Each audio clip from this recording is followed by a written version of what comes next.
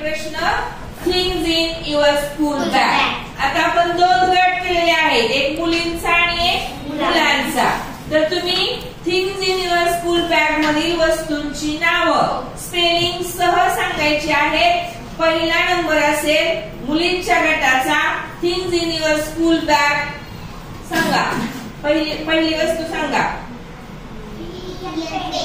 PEN pen. पुढची वस्तू SHARPENER sharpener. तुम्ही सांगा पुढची वस्तू। PENCIL pencil. ERASER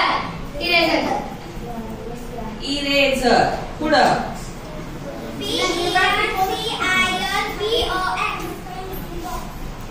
काय? Pencil box. पुढं नोटबुक।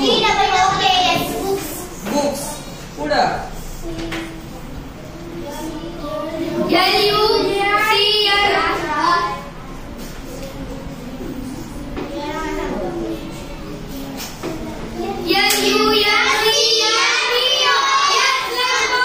Lunch box. बरोबर।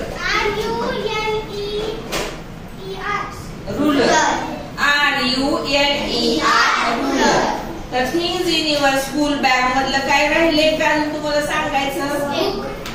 सांगितलं ना बुक। नोटबुक बस